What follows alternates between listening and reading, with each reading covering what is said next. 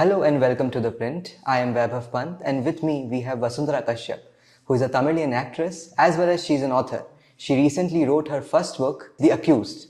Hello Vasundhara ma'am. Hi, Vaibhav. How are you? I'm doing great. You have been an actress throughout your life. Yeah. And suddenly you pivoted towards writing. So how come you just went into writing, how you became an author, how it all panned out? Can you just explain and explore some? I've always wanted to be an author. For me, because my family had a transferable job, they kept moving from place to place. Books were kind of my standard friends. So I started off with Enid Blyton, and I think we all took that journey from, anybody my age has taken that journey. So I went from there, and then I just naam ke vaste started okay, what if I had been George? What if I had done something different? Would I have done it this way? And I have an active imagination, overactive imagination, unfortunately. But I think it kind of contributed to my writing. And at 13, I wrote my first sci-fi novel of an alien invasion on Earth. And I finished the book very excitedly, showed it to my family. They all loved it. And then my computer crashed. It was a Purana, that big soap butt kind of computer. So it crashed. And I didn't know you could fix it. So I kind of just gave up. And I used to write very sad, teenage depressed poetry and stuff like that. And then kind of gave it up in the middle. Went into acting when I was in school. And then I was I want something that's 100% me. Not just something that somebody else is giving to me and I'm able to adapt it slightly so I can have some ownership. Okay. So for me, the book is 100% me, and that's how it came to be. So you have said that you have been traveling throughout your life, you have been to multiple cities, and in one of your interviews I read that you said that you never had too many friends. All your friends were Instagram friends. No, I have a lot of friends, but because I've traveled from place to place and everybody gets married, moves, gets a job, they join corporate, everybody wants to go abroad because abroad mein hi career banta hai, Absolutely. So for me, they're all my friends, but we communicate mostly online or Instagram, on WhatsApp. Most of our communication is sending 100 memes to each other every day. That's pretty much it. But some of my closest friends have moved back to Chennai last month, so I am very excited about it. So I'm finally I can go out with people I actually like. I no offense. As you have said that you have been moving and your friends, they are in different city, you are in different city. So reading, as you said that from 13 you started reading as well. So reading became the true passion and it became a hobby to remove loneliness or cut loneliness some way or other? It was not a habit to remove loneliness or cut loneliness. The thing is, when you move from place to place, there's no guarantee that you're going to get along with everybody everywhere. There are certain places since my primary language is Tamil and English over Tamil. But you have good Hindi as well. I've managed to practice so I don't get made fun of by my relatives. But I was always worried, what if I go somewhere and I don't have anyone to talk to? I am good at picking up languages, but it was more of, my family are all readers. My brother's a writer, my grandmother was a writer, anonymous, but a writer nevertheless. And for me, it was something that my family because they all have those kind of traditional jobs, because you have to succeed, you have to earn money. Money is important for you to survive. You need to get a regular job. Nobody's allowed to follow their passion. So when my mother's generation managed to get quite stable, they were no, now you do what you want. I will make sure you are happy. So for me, it kind of started like that. Okay. So now coming to your book, The Accused, you have introduced one character whose name is Rakesh. Yes. Okay. So Rakesh is kind of a police investigator who has recently been promoted.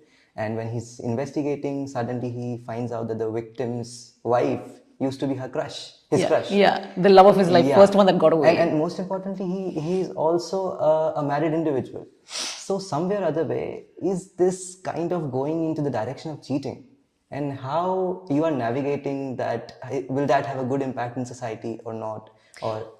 Because generally characters are more or less twisted in every novel. So I just wanted to have your perspective. हम ज्ञान दे सकते हैं, but people are going to do whatever the hell they want to do. And my novel is more rooted in reality. I just make light of it because Rakesh doesn't actually cheat. He doesn't cheat. It's all in his mind. He wants to be the savior so that she can be oh, I made the wrong choice. It's just one there's a word in Tamil, alpa santosham. It's one selfish kind of feeling that nothing's going to happen, but I want her to feel like she missed out on me. It's the same thing, if you go to a reunion 10 years from now, you want to be the most successful one. And if somebody's bullied you or somebody treated you badly, you want to be better than them so they regret treating you badly. Is that yes, everybody has this feeling. So it's not cheating, it's more oh, she used to have such long hair. She has the same kind of hair. It's like, oh, she wears saris. No, but I can't stop thinking of her in a uniform, which is a bit creepy. But yeah, so those are the kind of things that it's not cheating, but it's reality. Everybody does it.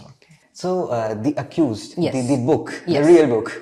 So, can you just tell us more about what that book is, how this thriller kind of, you said that it kind of inspired you, it is kind of your baby, you thought it through. Yes. So, how come this book came in? My bacha, yeah. Yeah. So for me, the way everybody's writing process is very different. For me, I'll just be doing something random, something very boring. And when your mind is idle, you get good ideas. You also get bad ideas, but you get good ideas. And I just get a random spark and I was like, what if this? So for me, it was like, I was on Reddit. I was some PC question I had, like how to fix this software that issue was happening. I just searched and Reddit came and I was just, okay, let me join this. It seems to have a lot of tech help.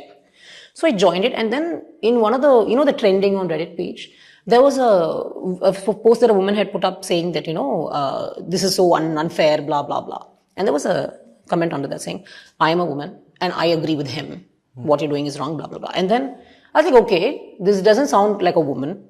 Let me click on the profile. I clicked on the profile and a few pages later, oh, I'm a X-year-old man from this place. And then I scrolled on another comment and it was like, they were a teenager. And I scrolled again and they were like from some other city. I'm like, ये तो story बन रहा है. He's like writing, everything he's writing is nonsense. And he is contributing to people's genuine questions. Like there were genuine questions. My husband and I are fighting. What can I do? And you're just pretending some rubbish and you could change that person's life if they take you seriously. So I was wondering what would happen if something like this happened on a social media platform that everybody's on. And the person who's being targeted was either somebody who knows how to handle social media really well, or like I said yesterday, somebody who has no idea that they're even a topic of discussion. And what happens when people decide that just because they're bored, they're going to have fun with someone's feet. That was where the idea came from. And for me, I wanted to write, there's two characters, Rakesh, Inspector. And I wanted an inspector who is not like a typical Indian macho, like ek punch mein char aadmi, they'll fly, like none of that. I didn't want any of that. I wanted somebody who is flawed, who is struggling to cope with his first murder investigation, that too with so much of an emotional investment in it. And how he would react if he has a feeling that maybe he knows the murderer, but he's like emotionally invested. Because it's there, and it's not a spoiler. The very first chapter is about who's the murderer.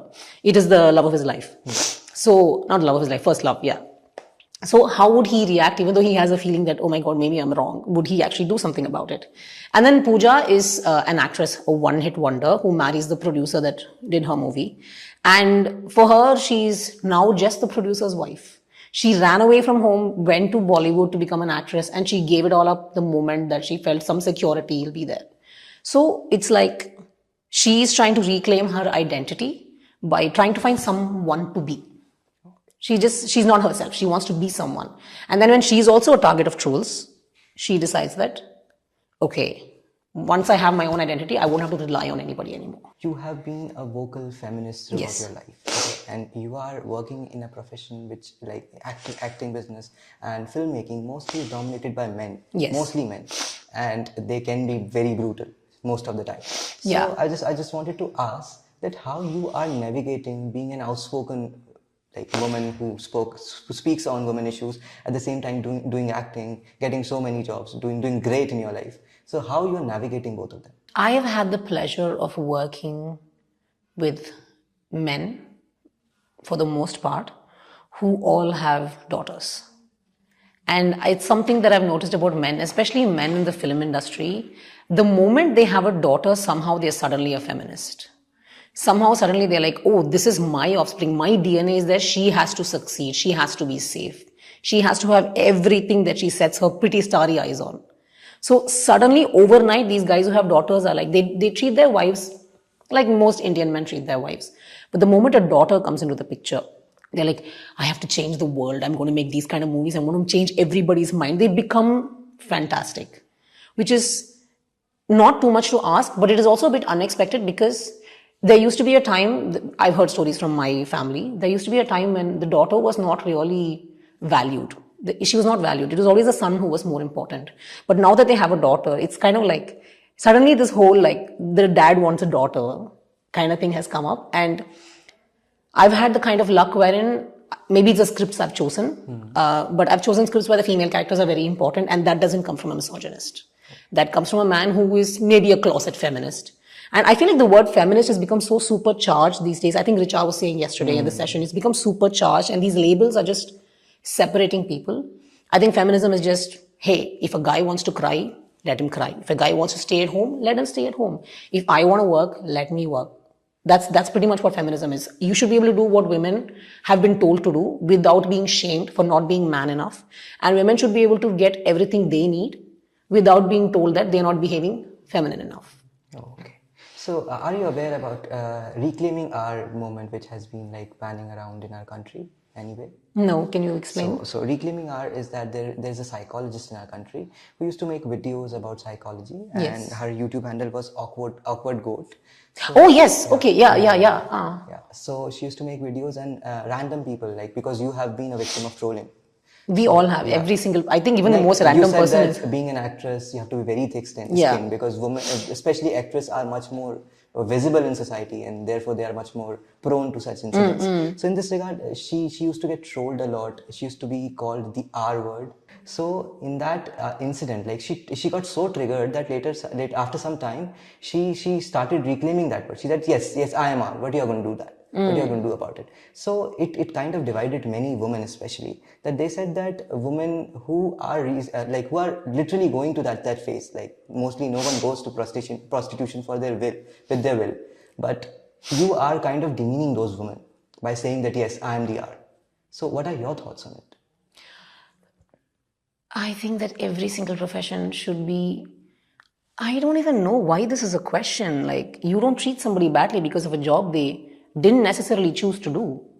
It's not like you grow up and be like, this is what I'm going to be. It's not like you grow up and be like, okay, I'm going to do the most boring bank job sorry to bankers, the most boring bank job on the planet. And it's not like it's not like a 5-year-old child is going to be like, no, I don't want to be Superman or Superwoman. I want to be a chartered accountant.